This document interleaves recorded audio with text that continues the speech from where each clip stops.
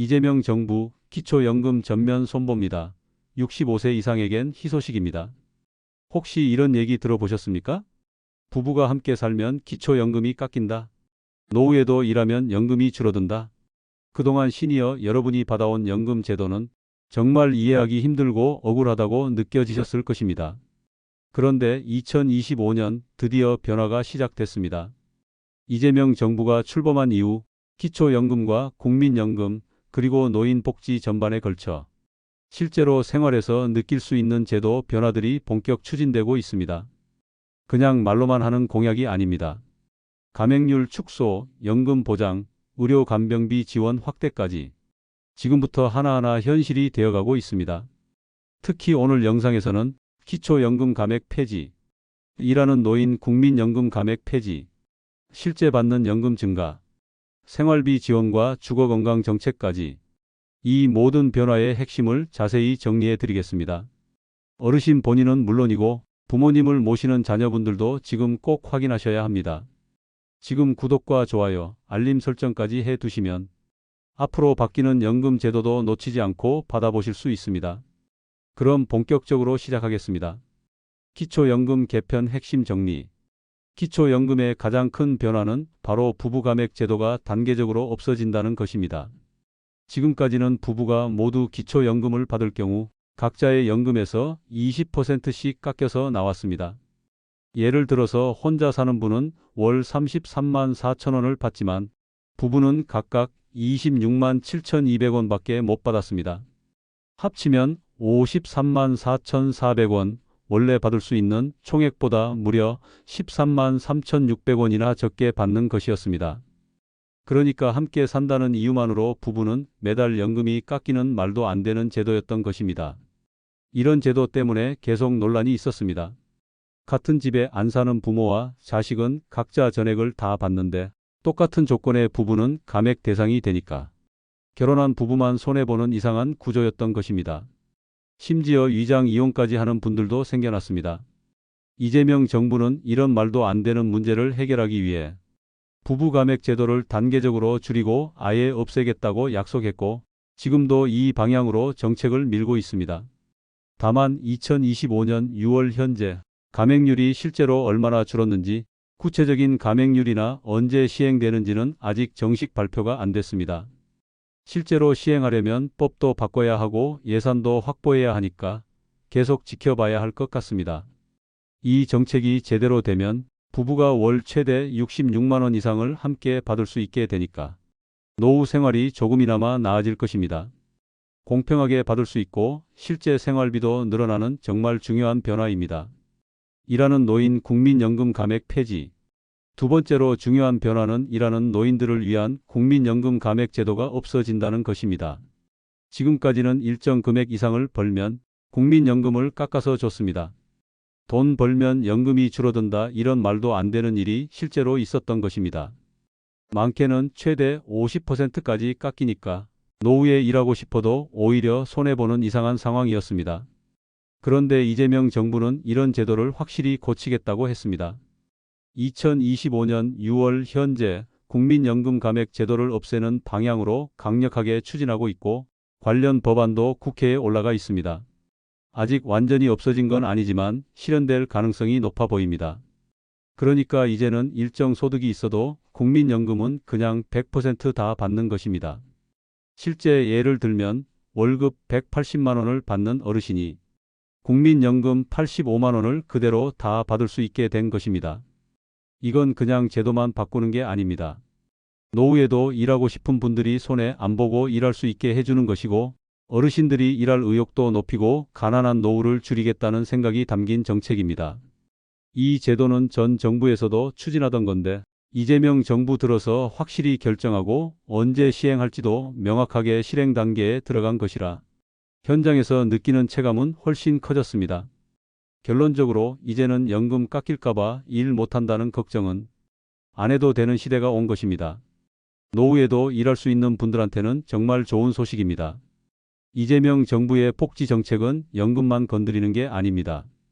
의료, 간병, 집, 재산 보호까지 전부 다 챙기는 방향으로 가고 있습니다. 먼저 의료비 부담을 줄여주는 것부터 보겠습니다. 대표적인 게 치과 임플란트입니다. 지금까지는 65세 이상 어르신한테 2개까지만 건강보험을 적용해 줬습니다. 그런데 이재명 정부는 이걸 4개까지 늘리고 지원 나이도 60세로 낮추는 걸 추진하고 있습니다. 게다가 틀니, 백내장, 무릎 인공관절 같은 실질적인 치료에도 건강보험을 더 많이 적용해 주겠다고 발표했습니다. 입 건강뿐만 아니라 삶의 질을 높이고 의료 사각지대를 없애는 데 직접적인 도움이 되는 것입니다. 다음은 간병비 부담을 줄여주는 것입니다. 그동안 요양병원에 입원하면 간병비가 한 달에 400만 원에서 500만 원 이상 나가는 경우도 많았습니다. 그래서 생긴 말이 바로 간병 파산입니다. 이재명 정부는 간병비를 국가가 책임지겠다고 했습니다.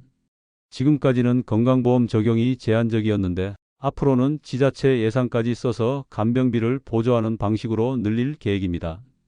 특히 중산층까지 대상에 포함한다는 점에서 복지 사각지대를 줄이고 세대 간 갈등도 완화할 수 있을 것으로 보입니다. 세 번째는 집과 재산 관리에 대한 새로운 접근입니다. 지금까지 주택연금은 공시가격 12억 원 이하 1주택자만 대상이었어서 서울 같은데 비싼 집 가진 어르신들은 활용하기 어려웠습니다. 이제는 이 기준을 완화해서 비싼 집 가진 분도 생활비가 부족하면 주택연금을 활용할 수 있게 하겠다는 방향입니다. 그러니까 집을 팔지 않고도 계속 살면서 생활비를 받을 수 있게 되는 것입니다. 또 하나 눈여겨볼 게 공공신탁 제도입니다. 어르신이 원하면 국가나 공공기관에 재산을 맡겨서 자녀나 다른 사람 때문에 다툼 없이 법적으로 보호받으면서 재산을 관리할 수 있는 것입니다. 일본 같은 선진국에서는 이미 보편화된 제도고 우리나라에서도 곧 시행될 새로운 복지 제도입니다. 이렇게 의료, 간병집, 재산까지 다 아우르는 변화는 그냥 돈만 주는 게 아니라 노인의 삶 전체를 설계하는 기반이 되어가고 있습니다. 다만 아직 모든 항목이 확정된 건 아니고 일부는 예산이랑 제도 논의가 진행 중입니다. 생활비 지원 및 기타 복지 정책, 연금 받는 것 외에도 일상에서 바로 느낄 수 있는 생활비 지원도 많이 늘어나고 있습니다. 이재명 정부는 그냥 현금만 주는 게 아니라 실제 생활비를 줄여주는 방식으로 어르신들의 경제적 부담을 덜어주는 데 집중하고 있습니다. 먼저 교통비, 통신비, 문화비 지원이 눈에 띕니다. 65세 이상 어르신들한테는 이 세 가지에서 이런 걸 다 합치면 1년에 최대 800만 원 정도 혜택을 받을 수도 있는데 실제로는 사는 지역이나 소득, 어떤 걸 받느냐에 따라서 달라집니다. 이런 지원은 돈이 되는 것도 있지만 외로움도 덜어주고 사회활동도 늘리고 건강 유지에도 도움이 됩니다. 그리고 에너지 바우처도 더 좋아지고 있습니다. 특히 여름 겨울에는 에어컨이나 난방비가 많이 나가는데 이걸 고려해서 취약계층뿐만 아니라 일반 어르신들까지 대상을 늘리는 걸 추진하고 있습니다. 에너지 바우처는 지역마다 다르긴 하지만 정부와 지자체가 함께 부담하는 방식이라서 앞으로 보편적인 제도가 될 가능성이 높습니다. 안전면에서는 AI 응급 안전망을 만들고 있습니다. 혼자 돌아가시거나 응급 상황에 대비해서 혼자 사는 어르신들의 생활을 지켜보고 위험한 상황에 빠르게 대응할 수 있도록 센서 기반 응급 대응 시스템을 도입하고 있습니다. 이건 그냥 복지 서비스가 아니라 어르신들의 존엄과 생명을 지키는 꼭 필요한 인프라가 되어가고 있습니다. 또 경로당 급식 지원도 더 좋아지고 있습니다. 지금 경로당 절반 이상에서 급식을 안 하고 있는 현실을 개선하기 위해 주 5일 점심 급식 제공 확대, 급식질 개선까지 포함한 정책을 지자체와 함께 단계적으로 추진하고 있습니다. 이렇게 다양한 실생활과 밀접한 지원은 수급자가 아니어도 누구나 느낄 수 있는 정책 변화로 이어지고 있고 노년의 삶을 더 넓게 보장하려는 흐름이 분명해지고 있습니다. 다만 실제로는 거주 지역, 소득 수준, 그리고 어떤 제도를 수급 중이냐에 따라 체감하는 정도는 달라질 수 있습니다. 이러한 지원은 단순히 금전적인 혜택에 그치지 않고 외로움을 덜어주며 사회적 활동을 늘리고 건강을 유지하는 데에도 중요한 역할을 합니다. 이처럼 다양한 실생활 기반의 지원은 단순한 수급 여부를 떠나 어르신 누구나 체감할 수 있는 긍정적인 변화로 이어지고 있으며 고령 사회의 삶의 질을 높이기 위한 국가적 노력이 뚜렷해지고 있습니다. 지금까지 소개해드린 정책들이 모두 실현된다면 어르신들의 삶은 지금보다 훨씬 나아질 수 있을 것입니다. 그러나 반드시 기억해야 할 점이 있습니다. 공약은 현실이 되기까지 예산 확보와 법 개정이라는 중요한 관문을 통과해야 한다는 사실입니다. 이재명 정부의 정책 추진 의지는 분명하지만 정치적 논의와 재정 상황에 따라 일정이 달라지거나 일부 내용이 수정될 가능성도 존재합니다. 이 점에 대해서는 냉정한 시선으로 접근할 필요가 있습니다. 그렇다면 지금 우리는 무엇을 해야 할까요? 첫째, 기초연금이나 다양한 지원 제도에 대한 자격 여부를 꼭 확인하시고 신청 시기와 필요한 서류도 미리 준비해 두시는 것이 좋습니다. 둘째, 부모님이나 주변 어르신들께 변화되는 정책 내용을 알려드리는 것 또한 실질적인 도움이 될 수 있습니다. 오늘 영상에서는 이재명 정부 출범 이후 65세 이상 어르신들의 삶에 직접적인 영향을 주는 기초연금 및 노인복지 정책의 주요 변화를 살펴보았습니다.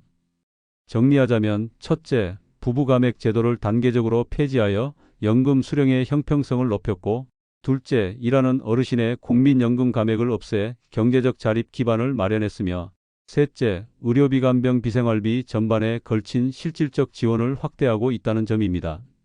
이외에도 주택연금 기준 완화, 공공신탁제도 도입, 주치의 제도 강화, 경로당 급식 개선 등 어르신 개개인의 삶에 실질적인 도움을 줄 수 있는 다양한 정책들이 점차 현실화되고 있습니다. 물론 모든 내용이 이미 확정된 것은 아니며 법 개정과 예산 확보라는 과제가 남아있는 것도 사실입니다. 그렇기 때문에 지금 이 시점에서 중요한 것은 정확한 정보를 먼저 알고 준비하는 자세, 그리고 우리 삶에 필요한 정책들이 실제로 실현될 수 있도록 지속적인 관심을 갖는 일입니다. 오늘 영상이 도움이 되셨다면 구독과 좋아요, 알림 설정 부탁드립니다. 부모님이나 주변 어르신께도 꼭 한번 공유해 주세요. 여러분의 노후를 위해 건호살TV는 앞으로도 늘 함께 하겠습니다. 감사합니다.